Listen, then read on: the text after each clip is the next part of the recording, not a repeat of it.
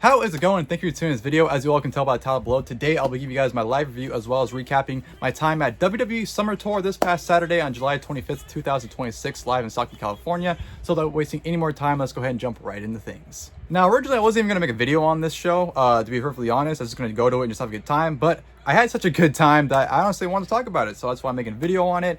I actually wasn't even planning on attending this event, but my niece has become a huge wrestling fan over the last year and a half, and I just wanted her to go to a show. She was not able to attend the last Monday Night Raw here in Sacramento back in April, so I just wanted to take her to an event, and I decided, you know what, Stockton's only an hour away, why not take her to the show? I was contemplating taking her to the SmackDown the night before in Oakland, but I figured, you know what, SmackDown's probably have a lot of video package, a lot of promos, not really focused on the wrestling, where the live events are focused on the wrestlings, and the wrestlers actually have more fun because, they don't got to be really restricted to anything and just can go out there and just have fun with themselves. So I figured live event was a better option to go to. So that's what I ended up doing. We ended up attending the house show over the TV show. My first house show in 4 years. The last one I went to was 4 years ago, July 2022, back when they still had the Saturday Night's Main Event tagline for the event. I know for the Sunday shows they had the Sunday Stunner or whatever what it was called, but yeah, first house show in 4 years, and it definitely was a good time. We got to the venue about an hour before the show started and went straight to the merch line, which took forever because I didn't realize as we got closer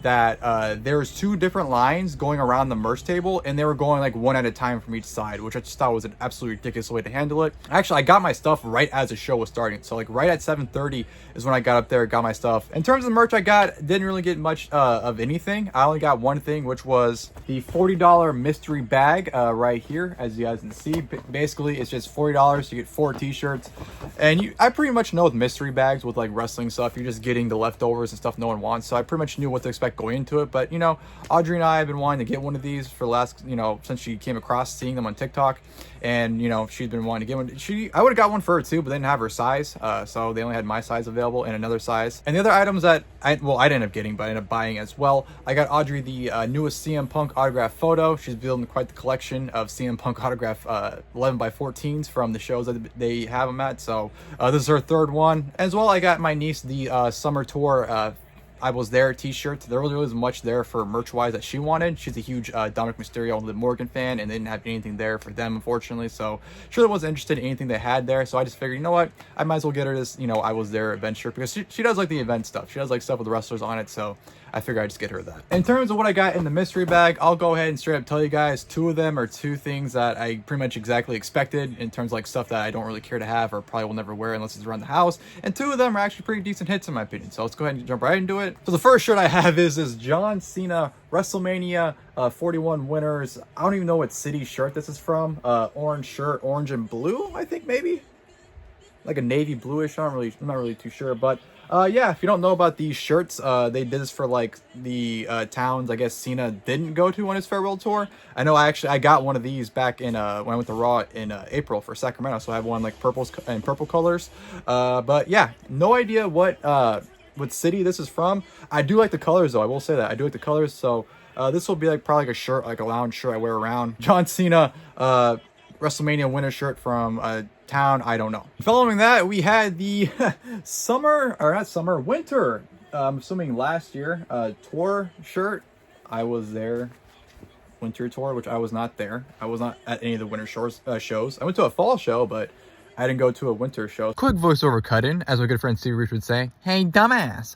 I know I just said I did not attend a WWE show in the winter, therefore I did not attend a winter tour show. That is a blatant lie. I do not know how I forgot, but I attended John Cena's final match in December. So therefore I did attend a WWE show in the winter.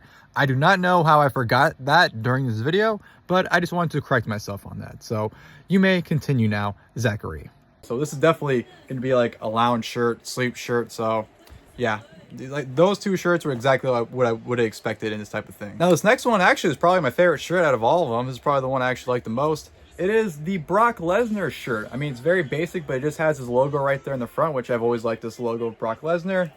And then on the back, it just says Brock Lesnar on it. So it's very basic, but out of all of them, I'd probably say this is the winner in my opinion. And then the final shirt we have is the Tribal Chief Roman Reigns. I actually don't mind this design at all. It actually looks pretty decent, honestly. Like, besides the Tribal Chief stuff, you probably wouldn't know what it was. But yeah, not a bad design shirt for Roman Reigns. And of course, on the back, you got OTC1 on there. So Roman Reigns and Brock Lesnar shirt are probably the two that I actually wouldn't mind wearing and going out. And actually, I'd probably go to a show wearing those two shirts. But the other two shirts obviously are kind of just like whatever. Like I said, I fully expected getting those type of shirts in this type of deal. So yeah, that was the merch I got. Those are the shirts I got in the mystery bag. And like I said, as we're in line, the show was starting. Like the show literally started right at 7:30. I thought maybe they'd have like a video package or two, or maybe like a little intro, but when the show started. But no, literally 7:30 on the dot. First person's music hit for the first match. So I was like, okay, I wasn't expecting that. So as we're, I was paying for myself and everything, they were going into the first match, which was for the World Tag Team Championships. The Vision defending against Seth Rollins and a mystery partner. Seth Rollins comes out, which we got to our seats as Seth Rollins was making his entrance. We completely missed the Vision's entrance, and, we were able to get to our seat right as Seth Rollins was making his entrance still. So we got there. Braun gets on the mic, says, who are you going to team up with? We're going to beat your ass, pretty much. And it's a big mystery. And then who ends up being his tag team partner? Femi comes out and is Seth Rollins' tag team partner to challenge the Vision. And the match itself was fun. It was enjoyable. Right from the get-go, the faces were kind of overcoming the heels. And then, once the heels kind of countered out and kind of outsmarted the faces, they took over. Worked over Seth Rollins. The entire match was building up for Femi's hot tag. Femi with the hot tag. Ran roughshod over both Austin Theory and Braun Breaker. Had a nice little stare down between Braun Breaker and Femi. That was definitely something the crowd was red hot for. They were really eating that up. And by the way, crowd popped huge for Femi. Everyone's going nuts for doing the strut, everything. So so over. But yeah, the match itself was fine. Ended DQ after Maxine low blows. I forgot who it was. It might have been Seth Rollins. Actually, I think it was Femi. I think was going for his finisher, and she just walked in and just low blow. Which, by the way, I forgot to mention, Maxine was cutting a promo before the match started, but I didn't really hear it because I was still in the process of getting myself and going down to the seats.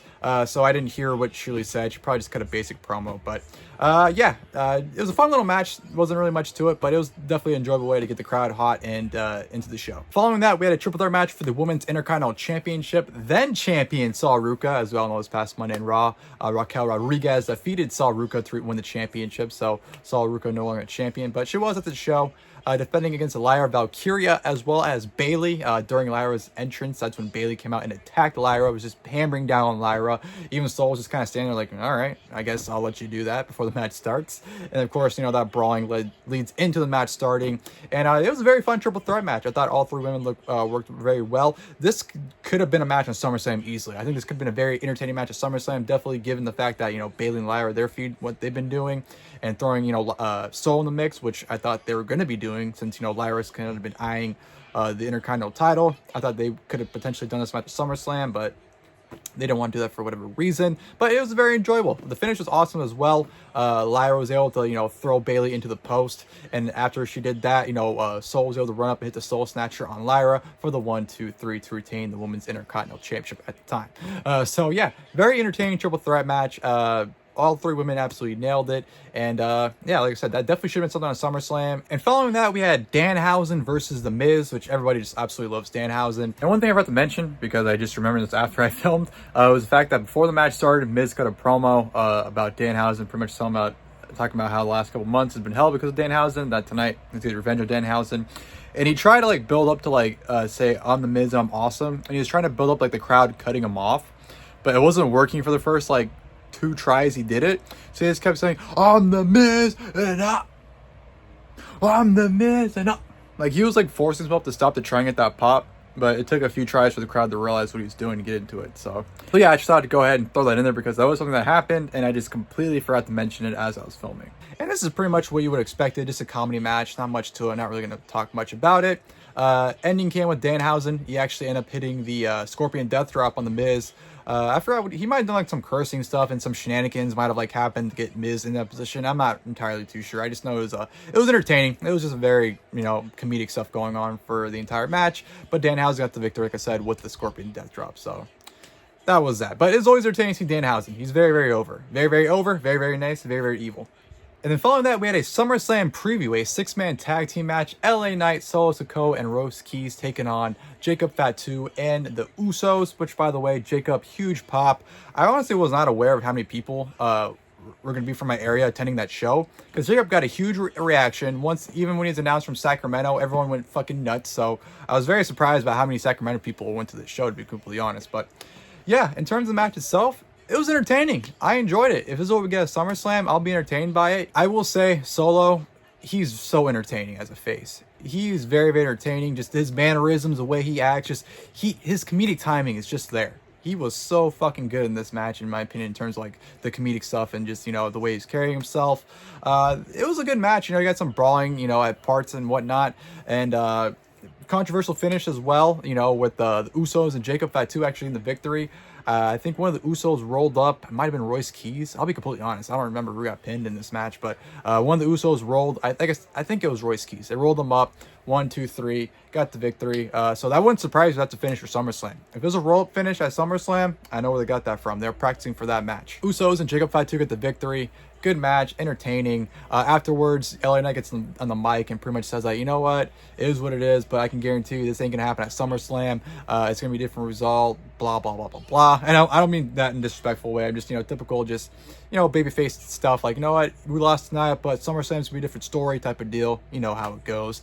And yeah, that was pretty much that. LA Knight left afterwards. Took him like 20 minutes to the back, by the way, too. I feel like his theme song was playing for like 10 minutes after the match of him just kind of celebrating with the crowd and whatnot. So yeah, that was the first half of the show, because after the 6-man tag was intermission, which I don't even know how long it was. I want to say it was like 10 or 15 minutes. I know before, like years ago, they used to have a timer on the Tron for the entire time, but there wasn't any type of indication intermission was closing until literally the last minute, when they said 1 minute until we start again, and it put a minute timer on the Tron. So, and while we were coming back for intermission, they told us that Baron Corbin had some words tonight, and of course they showed a little promo from Baron Corbin backstage talking about how he's gonna win the US title tonight and walk into SummerSlam as US champion instead of challenging for it. So yeah, very basic just promo to hype up his the title match later on in the show. And then following that, we had Charlotte Flair taking on who everyone thought was Jade Cargill. I'm fairly sure too they announced Jade as her opponent. So Jade comes out with Michin and B-Fab, right?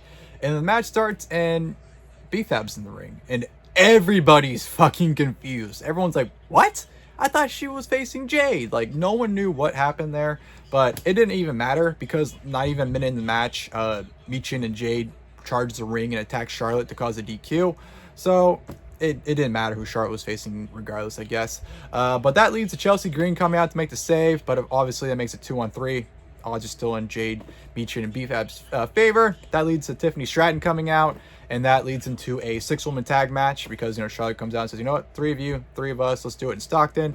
So 6-woman tag team match. I'll be honest, I can't remember anything that happened in this match. It's like one of those matches where you kind of just watched it, absorbed it, and just like in one ear, out the other. That's honestly how this match kind of was. So I really don't have any memory of it besides the finish where Charlotte got the victory for her team with the figure 8 on, I believe it was Michin. Michin tapped out to Charlotte. So yeah, I don't really have much memory from the match, but I'm pretty sure it was entertaining. I don't remember being like, oh, can this match end? I just remember it being just like, it was just there. And then after that, we had a Fatal 4 match for the United States Championship. Trick Williams defending against Baron Corbin, Carmelo Hayes, and Ricky Saints. This was mainly just a 2-on-1 match with Corbin and Saints just beating on Carmelo Hayes.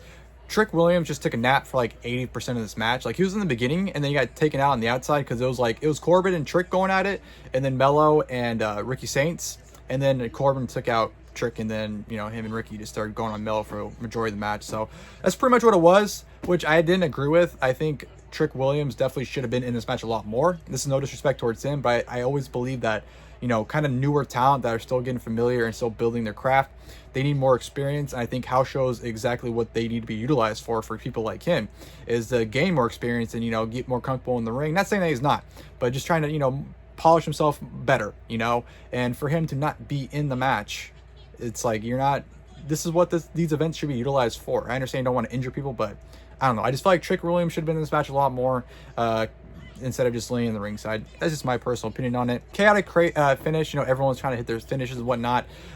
Ricky Saints, I believe, took out Carmelo. Baron Corbin, I believe, took out Ricky Saints. And then I think Trick Williams, or no, I think Melo took out Corbin, and then Ricky Saints took out Mello, and then Trick Williams hit Trick Williams hit his finish on somebody, trick shot for the win to retain the U.S. title. That's all I remember. Which, by the way, he came out with the regular U.S. title. He didn't come out with that the fur belt at all. So wasn't surprised. I know they have different titles for live events and TV. So I thought that was funny how he came out with the regular belt when he's been coming out with his new fur title. So that was an entertaining match, though. I just would prefer to see Trick Williams more involved and less it more of a 2-on-1 match, if you understand what I'm saying. And then we go to our main event, which was a tag team match of CM Punk and Cody Rhodes taking on Gunther and Sami Zayn. I know we saw this match at Saturday Night's Main Event last week, but we're getting it back again here.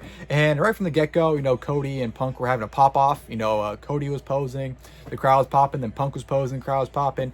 They were doing that for the first couple minutes until Sami finally attacked CM Punk and Gunther attacked Cody, and then the match kind of finally started there. And it was a very good match. I was very entertained by it. It was kind of pretty much on the same level as the Saturday Night's Main Event match, in my opinion.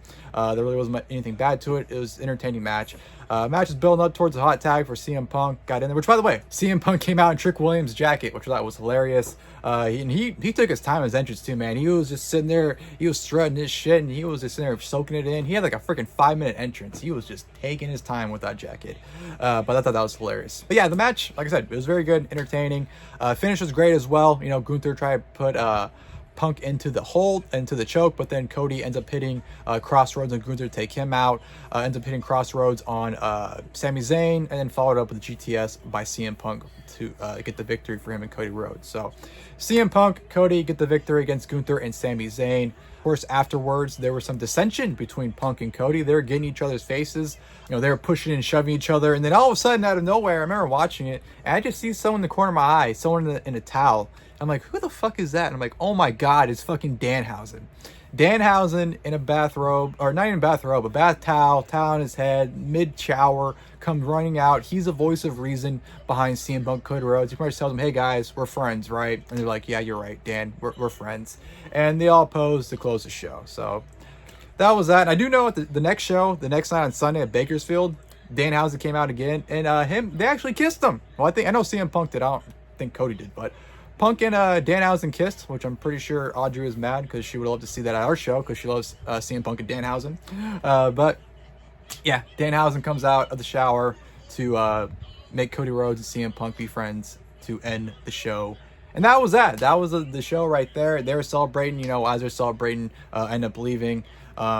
And it's funny, too, because as I was leaving the garage, I could have stayed after the show and stayed by the area where the wrestlers came out, because I know Cody came out, and I think Charlotte came out. So some wrestlers came out, and I very easily could have stayed and probably met some of them. But I was just like, I got an hour drive, and, I got to get my niece home and everything. So I just didn't want to bother sitting there and just, nothing was guaranteed, and there's so many people. So I just figured we'd just go home after the show. And that was pretty much that. And yeah, overall, hell of a time. I had a great time at the show. Live events, I hope they bring back more often. I know the summer tour was the first time they've done a leg of live events in a while. I know most of the time they just do live events in the Europe legs and whatnot. So to see a North American live event tour, it's cool. And I hope they do them more often again because they're very, very fun. You actually get what you paid for. When you go to a Raw or even a pay-per-view nowadays, you're paying for, if you're lucky, a handful of matches and a lot of segments. Where with live events, you're guaranteed in-ring action, as well as, entertainment. You're going to get wrestlers having fun and having an enjoyable time. And that's definitely what I got to this event as well. So hope you guys enjoyed the video. If you guys did, please feel free to leave a like below. I know I'll be going to SmackDown in October, so that'll be a good time. And I'll also be attending GalaxyCon next month to be meeting Hayden Christensen. I know it's not a wrestling related thing, but I may make a video on that. So that may be the next time you see me. But if not, probably the SmackDown review, if I do a SmackDown review for that show. So if you did, like I said, please feel free to leave a like below. And of course, until next time, I'll see you guys then. Thank you guys for watching this video.